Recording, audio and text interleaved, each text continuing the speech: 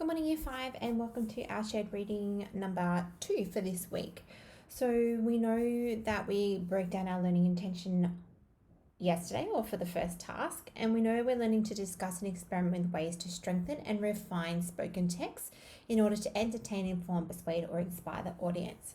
We had a really big discussion around what it meant to strengthen our text, and we spoke about it. It's making it better, it's ensuring that it's concise, it's strong, it's using some really efficient text features and devices. And we also unpacked what we meant by refining. So it meant that we weren't mumbling and jumbling about. It was our speeches were very clear, they were cohesive and they flowed. They were very direct, and they were using the Teak paragraph structure. And we know that having a very clear structure is really important, that introduction, that body, and that conclusion. And that's what we're going to have a look at today, that being able to identify the structure for text and its importance to communicate ideas. We're going to have a look at another speech now, different one from yesterday, and we're going to watch it all the way through.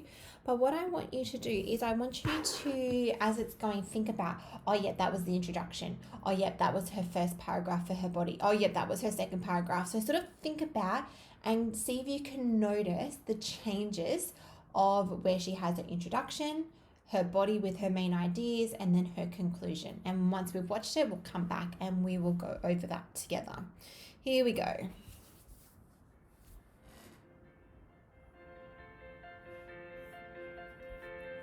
Change. Such a big word for kids like me, whose main concerns right now are probably just games, gadgets, and trendy apps.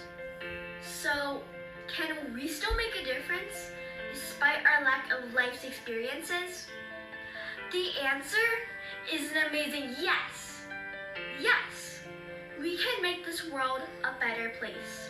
And for me, we can start it by developing an attitude of gratitude, because gratitude is the foundation for a better life. Allow me to share with you some ways on how we can practice gratitude.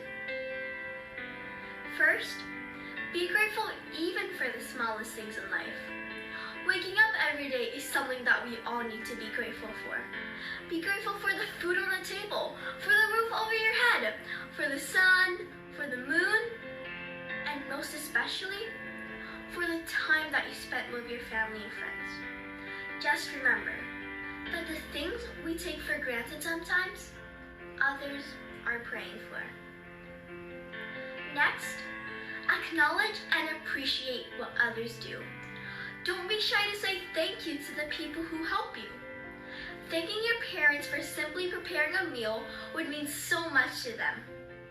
During this coronavirus pandemic, I sent out thank you cards with my drawings on them to the frontline workers in my small town, such as the medical workers, the pharmacy staff, the police officers, and the deputies.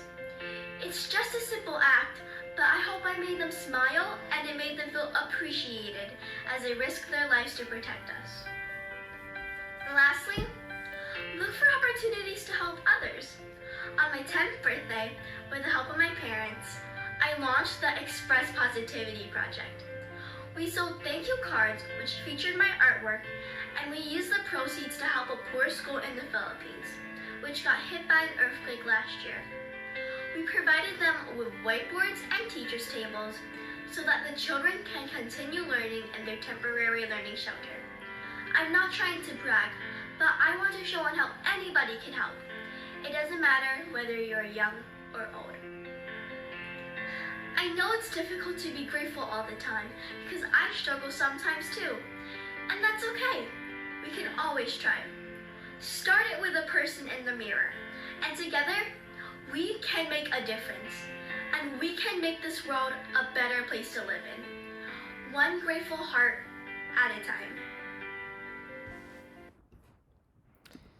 Okay, so I'm hoping you could, when you watch that, you could see the really clear structure that she was able to demonstrate in her spoken text here, where the introduction began and ended, then where her main ideas were. That was probably the easiest part. and then her conclusion and what she did with that conclusion. So let's go back and let's just break that down a little bit more, and let's then have a conversation around what that she actually included in her in each part of that structure. So let's have a look at the introduction.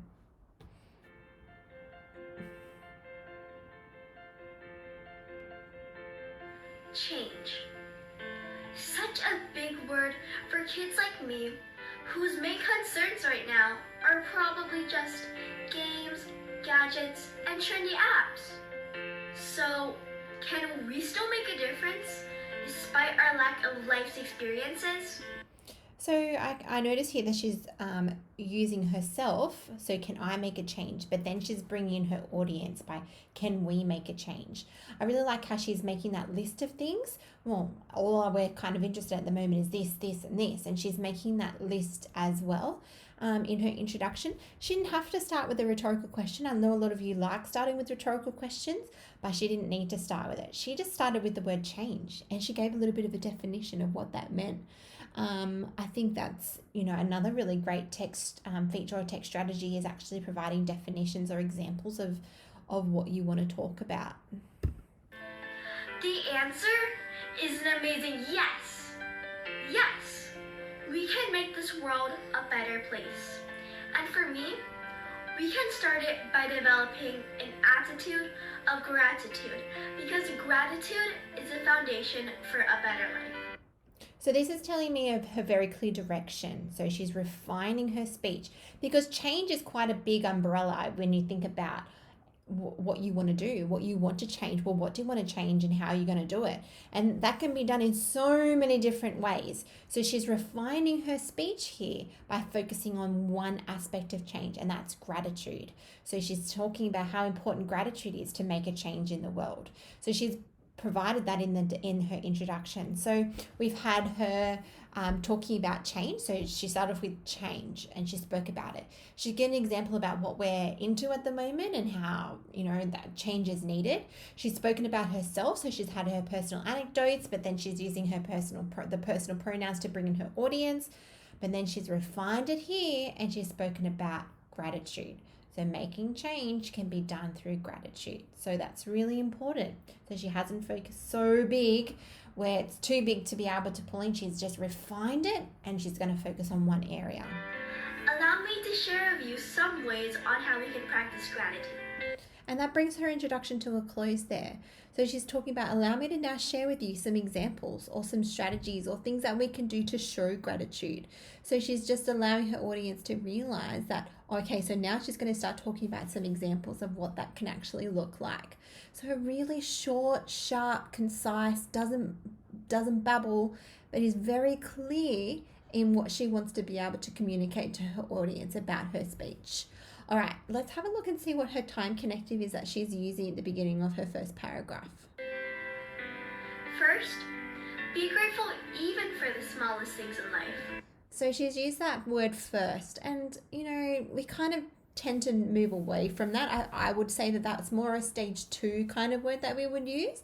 Maybe a different device would be good there, but that's just what she's done. So she's allowed us to very clearly see that this is my first idea. So she's got 3 ideas in this speech, but this is her first one. And her topic sentence, be grateful for the small things in life. So I now know that the rest of this paragraph or the rest of this section is going to be talking about the grateful things and the small things in life. So she's got a topic sentence. I wonder how she's going to elaborate, provide examples, and conclude. So we're thinking about that tick paragraph structure. So topic sentence, tick. Waking up every day is something that we all need to be grateful for. Be grateful for the food on the table, for the roof over your head, for the sun, for the moon, and most especially, for the time that you spent with your family and friends. So she's actually elaborating by providing examples. So she's kind of mixed those in together. So she's elaborating on what it means to be grateful. And then she's spoken about the things that we should be grateful for. So giving those examples. Just remember that the things we take for granted sometimes, others are praying for. There's her concluding statement. Just remember. See how she started that? Just remember. She's talking to you. She's talking to the audience. So it's talking about the things that we take for granted, other people are praying for. So she's really connecting using that emotive language there. So that device of that emotive language to really connect with her audience. Next. Oh, there's her next connective. Next. Again, I still think this is a bit of a stage 2 kind of connective. It's okay. It works for her. It allows her speech to be cohesive and to connect. I just think that you guys could be a little bit more sophisticated than that. But it's her speech. Let's just keep going. Acknowledge and appreciate what others do. Here's our next topic sentence. Acknowledge what others do. Let's see how she elaborates and provides examples. Don't be shy to say thank you to the people who help you. Thanking your parents for simply preparing a meal would mean so much to them.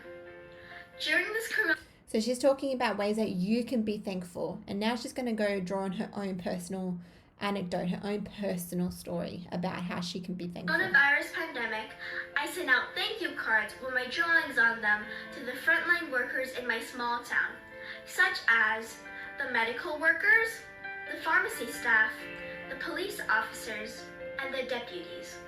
So providing lots of examples on what she did to be thankful or to say thank you to others. Let's see what her concluding statement is. It's just a simple act, but I hope I made them smile and it made them feel appreciated as they risk their lives to protect us. So she's talking about, by doing this, I hope it resulted in this. So that's her concluding statement. She's bringing it to a close. Let's have a look at her next one where she used that word. I might just go back. I think we might have missed it. To protect us. Here we go. And lastly. What was it?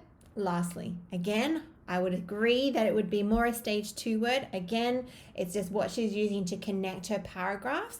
I can visualize in my head the first paragraph, I can visualize the second paragraph, I can now visualize that third paragraph. So I can clearly see she had 3 main ideas that she wanted to talk about, and she's using that teak structure to be able to support her topic sentence, elaborating, providing examples, and concluding statement. She's bringing it, she's refining it, and she's strengthening her speech by following that clear structure.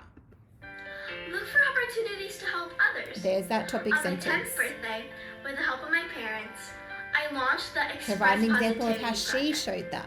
We sold thank you cards, which featured my artwork, and we used the proceeds to help a poor school in the Philippines, which got hit by an earthquake last year. We provided. Each time she's talking about how she made a change. So she's talking about 3 ways that you can make change, and she's providing examples on what she did in her life. Not just talking about what she could do, but what she's actually doing. And that shows really great leadership, I would say. Provided them with whiteboards and teachers' tables so that the children can continue learning in their temporary learning shelter. I'm not trying to brag, but I want to show on how anybody can help. See how's that? I'm not trying to brag about myself and things I do, but I'm showing you that anybody can do this. It's not a hard thing to do. Anyone can if they want to. It doesn't matter whether you're young or old. Okay. So that brings her body to a close. We're now going to have a look at her introduction. Let's have a look and see what she does. I know it's difficult to be grateful all the time because I struggle sometimes too. Just finishing with a bang. Look at that. I know it's hard. I know it's difficult to be grateful. I struggle with it as well. She's not saying that she's perfect. I think this is a really great way to connect with her audience. She's really pulling them in, saying, I'm not expecting you to be perfect. Like, I'm not perfect either. And that's okay. We can always try. Start it with a person in the mirror. And together, we can make a difference. And start with the person in the mirror. I really like, rather than saying, you do this. She's using that little quote, that sentence there, or that statement. Start with the person in the mirror. Well, that's me, because I'm looking at myself in the mirror. So I need to think about what I can do to make a change. We can make this world a better place to live in. One grateful heart at a time. And finishes with an imperative, a call to action. We, look at that personal pronoun, can make this world a better place, one grateful heart at a time. What a beautiful conclusion. That just that message, rather than just be grateful, that we can make this world a better place, one grateful heart at a time. I really love that. And she really finished with that bang by restating what her purpose was, that gratitude and making a change through gratitude, and finishing off with that call to action, that statement. I just felt like that was a really nice way for her to finish that. Okay. Very, very good. All right, here we go. It's your turn now. So I've pretty much really supported you through this task. So it's now about you going back and applying some of that thinking. So to be successful, you need to be able to identify the structure of a spoken text, record how the speaker uses a tick paragraph to organize their ideas in the body, and I can ensure I'm adding detail to my responses. So using the speech, the link is here for you. You need to talk to me about what does she put in her introduction? What does she say about change in her introduction? So retell and identify what she's doing in her introduction, and write it down. Write it down. In her body, we saw she had 3 ideas. For each idea, tell me what was the topic sentence, how does she elaborate, what examples did she provide, and how did she conclude. I want you to use actual sentences and statements from her speech. Do it for idea number 2 and idea number 3, and then talk about how does she conclude her speech. Okay, so going back, thinking about what she did, what did she put in there, what did you notice, any devices or anything that she used to conclude it. Okay, once you finish, go back and complete your 2 stars and a wish on your literacy contract for me. Again, that's really important. Be really reflective. Use the success criteria to help you. Okay, all right. Well, I hope you liked that shared reading. I quite enjoyed that one. And I will catch you next shared reading lesson. Bye.